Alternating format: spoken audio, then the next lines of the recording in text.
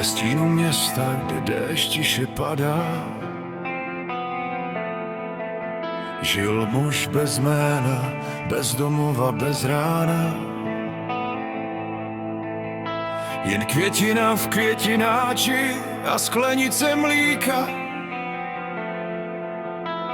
Ticho bylo všechno, co v srdci dýchá. Na chodbě stála holka se smutnýma očima.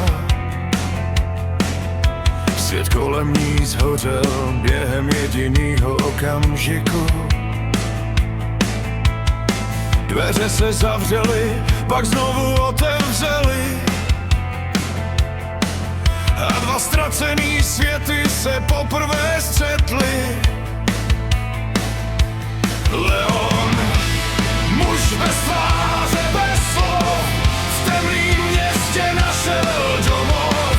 Matilda, dítě bez křídel a snů, učila váhat žít pár dnů. A v luku střel a modrých sirén rostla láska mezi stínem a dnem. Poslední dech v dlaních měl, obej od Matildy zašeptal a shořel. Každý den byl jako zvláštní hra. Ona chtěla pomstu, on klid a pravidla. Žádný ženy, žádný děti, říkal tiše dál, ale kvůli ní by celý svět spálil. Učil jí mířit a nestratit chlad. Ona ho učila nebát se mít rád. Kino, smích, první dotek lidskosti, dva lidi bez minulosti. Leon, muž bez tváře, bez slov, v temným městě našel domov. Matilda, dítě bez křídel a snů, učila vraha žít pár dnů.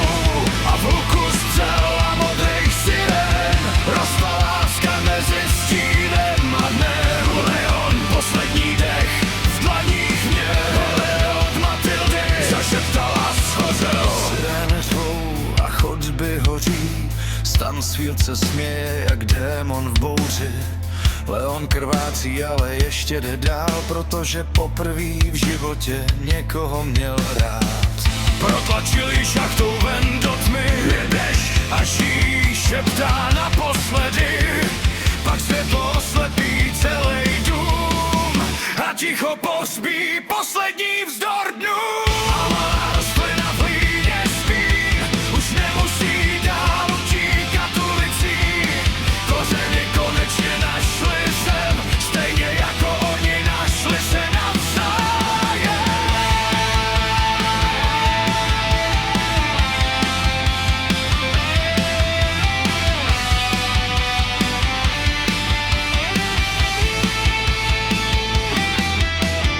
Leon už není sám,